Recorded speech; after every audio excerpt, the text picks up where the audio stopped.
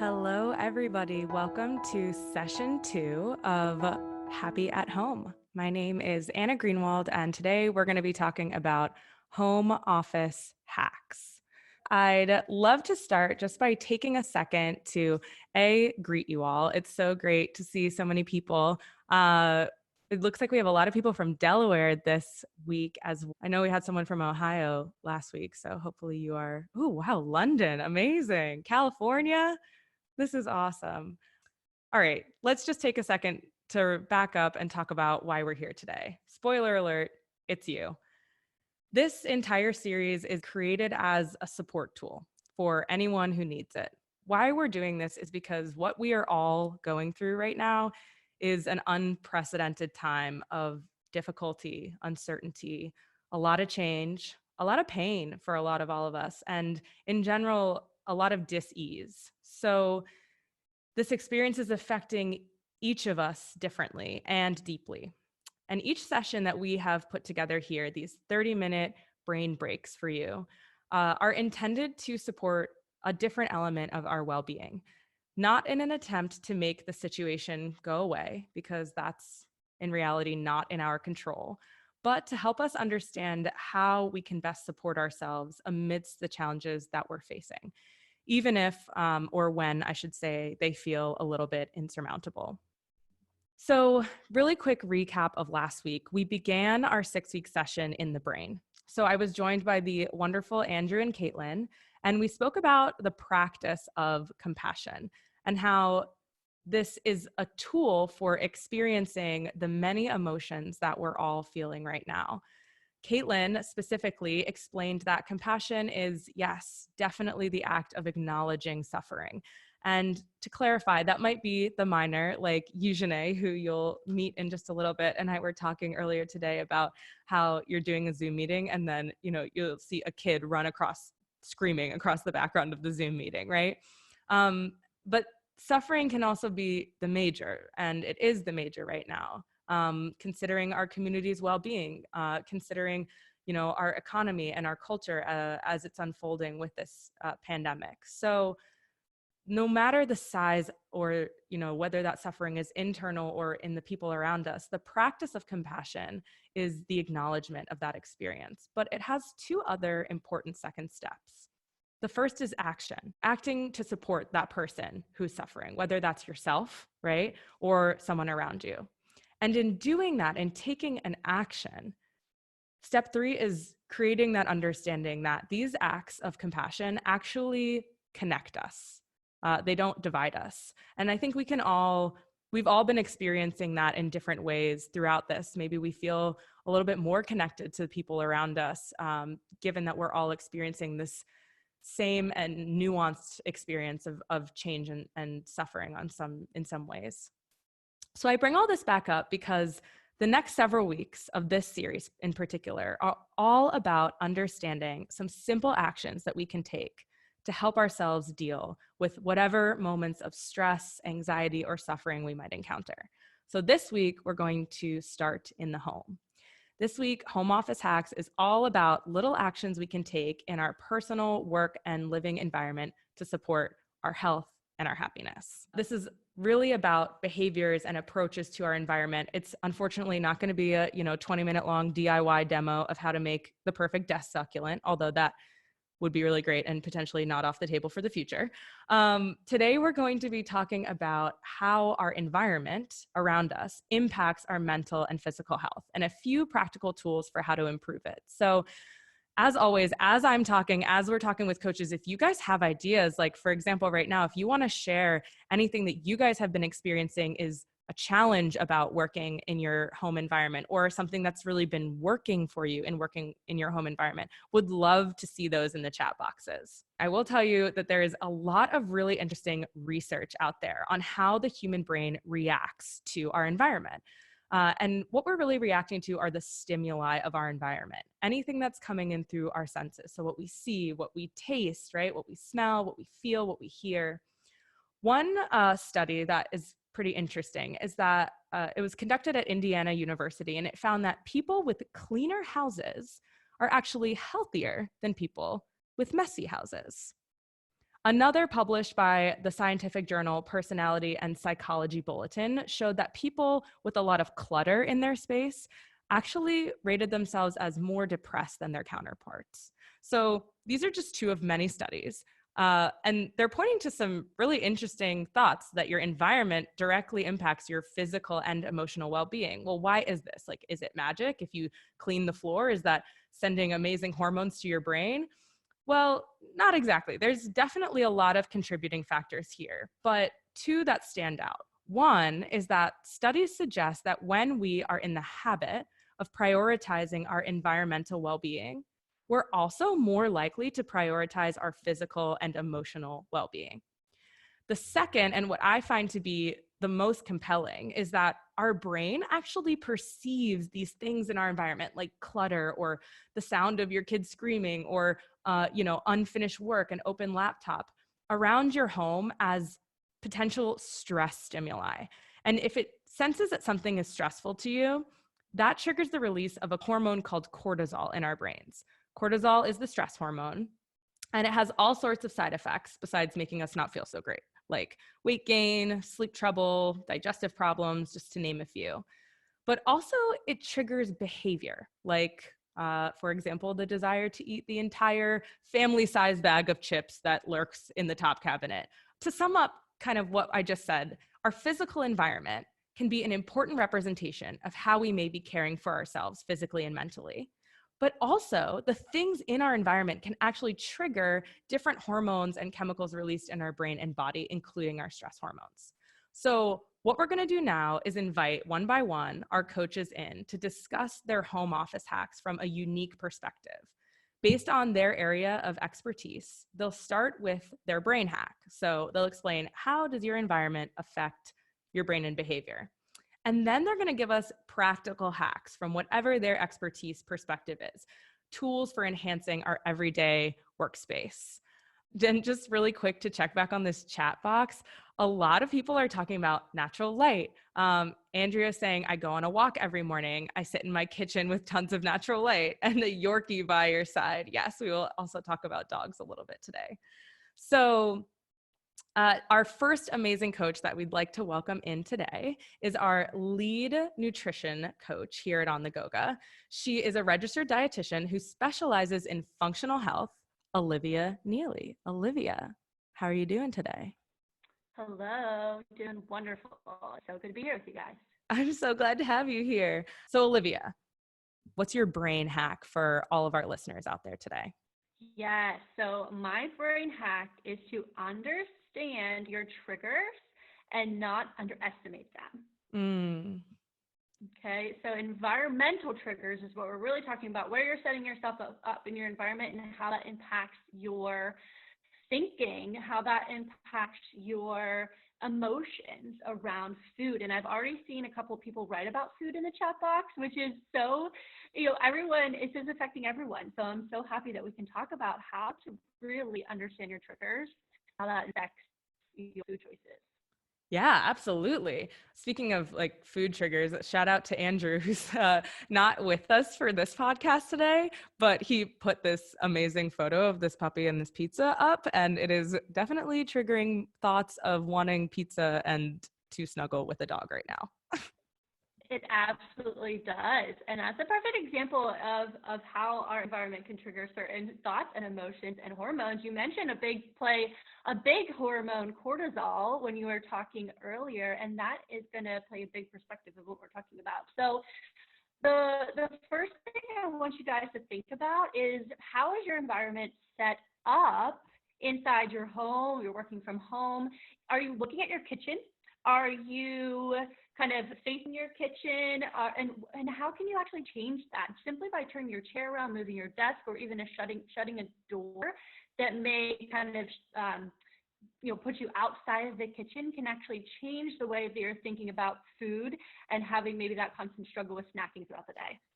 That's so interesting. I feel like Wendy was reading your mind, because Wendy wrote in the chat, I set my office space up in a room that is far away from my kitchen. Oh my gosh, Wendy, you're on it. So you're basically saying that just being in your kitchen can trigger thoughts and behaviors. So it can be directly about snacking, but you might not even really be thinking about it, right? These can be conscious or subconscious thoughts. 100%. Yeah, just what our brain is perceiving in our environment can trigger certain hormones to be produced that increase our hunger hormones or even stress hormones, which then impact the way that we are going to make choices after the fact. So this is a really important thing to just be aware of. And another big thing that plays into this, just like you're talking about with this adorable dog and this pizza, is, just when we have food sitting out on our counters, the brain is going to really seek out that food, right? I mean, our brain is it's going to want what it sees. And so even just putting food inside of your cupboards and having them kind of out of your sight is another really important and small thing you can do to understand and change those environmental triggers. Yeah. So yeah, like you said, that could be as small as shutting your cabinet, right? Or putting the food away. Yeah, Yeah. And this absolutely. helps with that constant urge to snack. I feel you. I'm in the same boat. It's like, if I leave anything out on my counter, it's just my mind's always kind of thinking about that. And Amanda said in the chat, actually, kind of the flip side of that, which is she keeps a large bottle of water next to her filled, which then probably subconsciously triggers her to take that water versus if you don't have it there, you're just not going to be thinking about it. Totally. And that's a perfect example of how you can hack that, right? You can put things in front of you that you are going to see and then ultimately want. So water is a perfect example. Instead of having something like pizza sitting out on your counter, you can have water, or even I do this with my vitamins in a day. I kind of have those be the only thing that's on my counter. And because I'm not good at taking them, but I have them sitting out, then I'm like, okay, well, I got to take my supplements today. So this can really work both ways. Yeah, positively and negatively. All right, awesome. So does anyone out there in the audience have any specific questions for Olivia? And while we wait for those, Olivia, do you have any other quick tips for everyone out there? Yeah, I think with this, like with food, it's such a kind of topic, right? A lot of people are divisive about it, even in my world with nutrition and about eating the perfect things or just kind of not giving ourselves that grace. But I think it's super important right now to just understand that food is healing and enjoy the food that you surround yourself with, but make sure that you're setting your environment up so that you have a positive association with those foods and not a negative one, because that negative association will kind of play into that cortisol hormone release and that stress hormone release and just kind of be working against us. So just give yourself a little grace and give yourself success. Awesome. I love that. We had an interesting question actually from Sharon. She says, thoughts on experimental bread baking? I'm seeing so many people branching out there and taking risks. So what do you think about like using this time to try new recipes, specifically to Sharon's question about bread? I am so loving that idea. I've actually seen a couple of people do this as well, and I think it's fantastic. Bread baking is kind of becoming a lost art, and it's something that we always just buy out, but it's really fantastic. It gives a lot of people some great passion in the kitchen, and it's a great time to get in there and learn a new skill. And there's nothing better than homemade bread, the taste of homemade bread, the smell of homemade bread. So I could not agree more with that. We love bread here on the Goga. We do. We actually have a workshop called I Love Bread. All right. Awesome. Thank you so much, Olivia. So everybody who's asked questions, Olivia's going to be back next week. We're going to talk all about food. So Olivia, we will see you next week.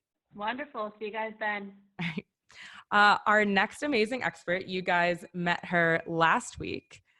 She is our lead yoga and mindfulness coach here at On the Goga. I like to call her the yoga teacher of yoga teachers, Caitlyn Williams. So Caitlyn, welcome.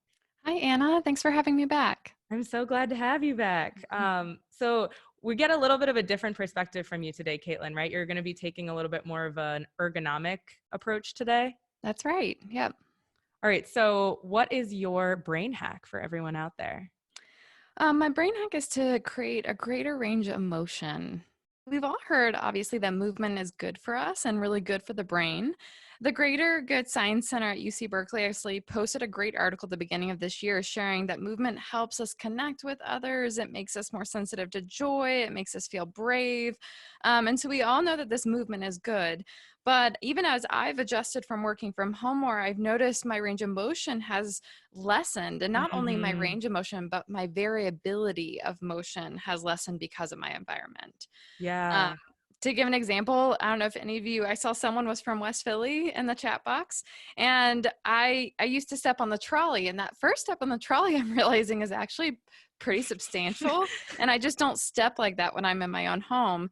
And so along with my regular routine of yoga, I'm looking for how can I create a greater range of motion in my daily habits. That's a really interesting thought, right? Because it's not just the distance, but it's the physical range of our movements that we might not be taking if our work is from our desk and then our leisure time's also sitting, confined to the home. So what practically can we all do to improve that range of motion? Yeah, so I have two different things I want to leave you all with. One is just look for opportunities to move. And so I really think that the Apple Watch has done a pretty good job of creating alerts for motion. I don't personally have an Apple Watch, but I've just heard from a lot of people, they have little like buzzers that go off. I actually just create a timer on my phone. I'm more old school. And I really think it's a great idea. Instead of trying to set up a time to like try to do push-ups or like do a whole workout routine, simply set that reminder every 30 minutes to stand up and reach your arms overhead. So what this will do is actually you're extending your front hip muscles that are usually shortening when you're sitting. And then when you reach your arms overhead, you're actually lengthening the spine and decompressing the spine that's usually pretty compressed when we just stand and sit all day. So you're saying instead of like getting up and being like, all right, I have to take 10,000 steps throughout the day, just literally standing up, extending our hips, reaching our arms overhead, extending our spine. I don't know if you guys can hear, but I'm literally doing this right now. Just doing that is helpful, not just for our physical body, but for our emotions and our brain and our productivity.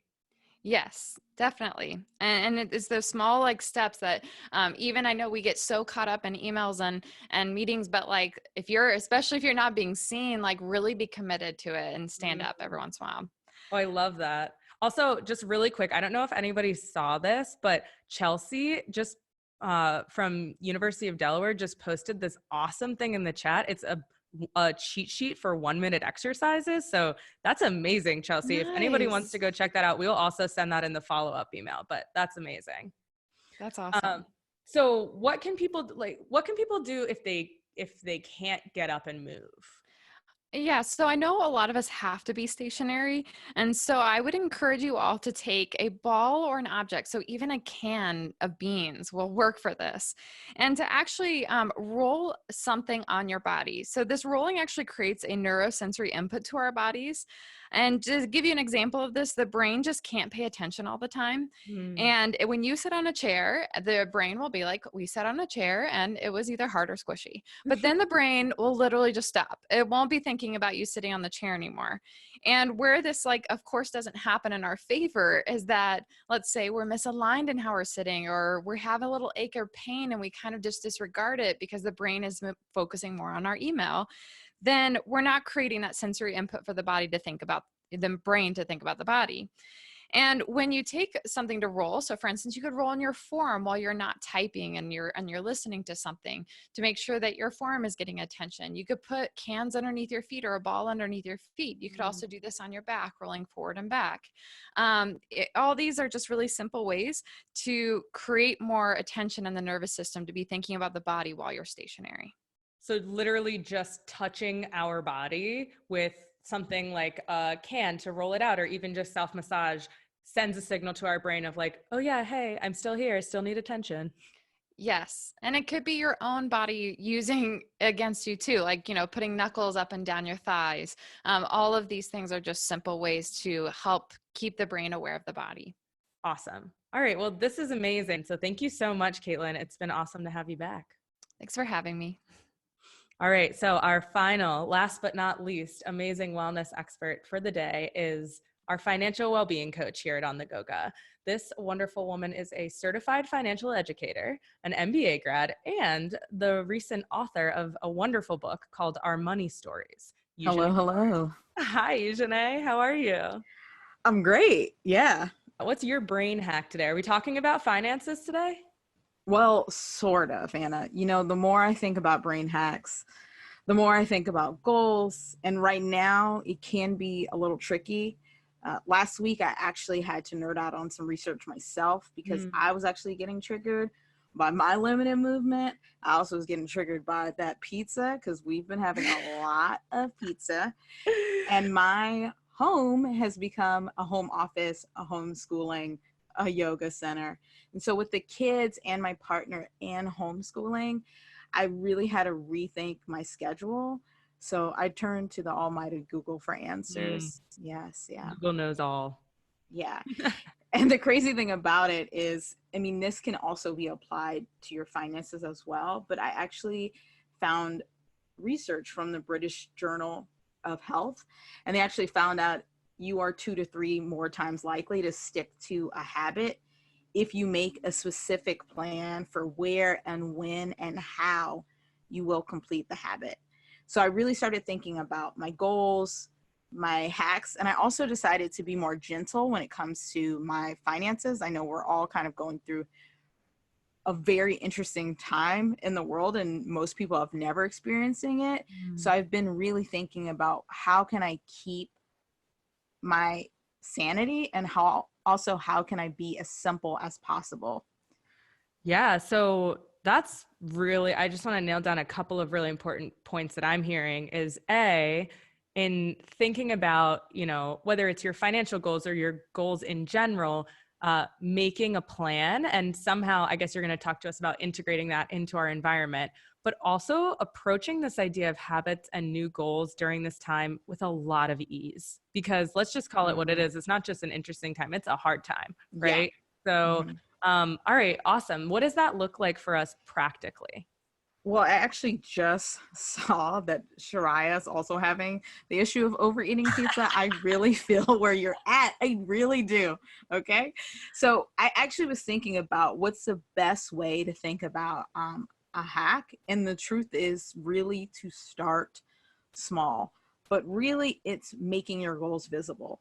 So we have so many goals. We have our finance goals. We have our health goals. We have our even drinking water goals.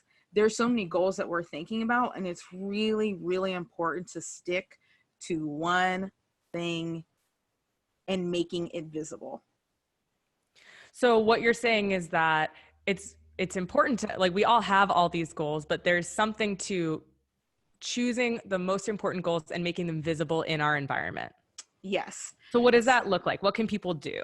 Yeah, so the most fundamental piece to write your goals down is make them visible. So I was thinking about Pinterest. The reason why Pinterest is killing it right now is because everybody wants to see something visual. So the most practical tip could just be write down what's the one goal that you want to accomplish during the day. And you can also put this in the chat box. That is the most important thing. What is one thing that you're going to do? Not 20 things, not all the ROIs, not trying to make sure that the kids are doing every single lesson plan correctly. What's the one goal? So personally, I forgot who it was. I think it was Alan that said it, but I am focusing on drinking 8 cups of water a day. So I write down by 5 p.m., I will have drinking at least 8 glasses a day. So that gives me a long period of time to drink. Right. Water. And so essentially what you're saying is it's not like your other goals go away, and it's not like drinking water is the only thing you have to do, but putting some goal up there that you can see and check off. And Maureen was saying whiteboards are great. I completely feel you on that. I'm literally sitting next to a whiteboard right now. But doing that triggers in our brains this feeling of accomplishment, focus, and understanding, also that sense of ease, right, that you were speaking about to begin with. Yes. And honestly, the most important thing is place it. You can get Post-it notes. You can get a piece of paper. You can actually put it as your background in your computer. Just say the one goal that you're going to accomplish in the day. And sometimes it can be financial, and sometimes it can be mental health. Oh, I love that. And it also brings into mind this idea of the virtual environment. The virtual stimuli that we experience are just as important as the visual stimuli of our environment and what we're seeing and what we're smelling. It's like, we're spending so much of our time looking at this computer screen. That environment is really important as well. Yeah. So Sharon actually had a great question that I'm just for time's sake, we're going to swing back on it in our our core values workshop that we're going to be doing as part of this series, Eugene, but she said advice on compromising between wanting to support local business by getting takeout versus wanting to save money and meal prep. And I'm going to put a pin in that because that's a really important question. We're going to be addressing that in a couple different ways. One, we have a workshop coming up called Local Pro Tips, where we're going to bring some small business owners in to talk about their experience and how you guys can engage with them and what that might look like. But also, Eugene is going to be back for a conversation around learning how to spend our money that we have right now in ways that supports our values and supports our emotional well-being. So Eugene, thank you so much for coming in today for this workshop, and we'll see you soon. Yeah, thanks for having me. All right, so you guys heard from some awesome coaches today. To sum it all up, Olivia started by leading us through a conversation about understanding our triggers, how visual triggers or even subconscious triggers impact our thoughts, impact our emotions, and then impact our behavior, and how we can reduce negative triggers and set up positive triggers in our environment. Caitlyn then talked to us about our range of motion. So not only understanding that our range of motion is now different in terms of distance, but also in terms of variety, and a few simple tools for how to recreate that, whether it's setting timers to get up and move, or whether it's just taking some time to let your body know, like, hey, I exist, even though you've been sitting all day, through rolling or self-massage. And then Eugene talked to us about making our goals visible. So putting them up in our physical space, but also putting them up in our virtual space. And with that, this concept of ease. Again, I'll use this quote a million times. If you should too much, you'll should all over yourself, and it's a big mess. None of these things are things that you should do or you should be doing that you need to feel guilty about. The reality is that these are all opportunities for little actions of compassion. So whatever yours might be, and in fact, we'll all stick around to answer some of your questions in the chat. Share some of those with us. What's working for you? What questions do you have? And we'll see you guys next week. Next week, Olivia is going to be back to talk about food for thought. This is a little great quote we'll leave you with. It's by John Kabat-Zinn. He says, "The little things, the little moments, they aren't little."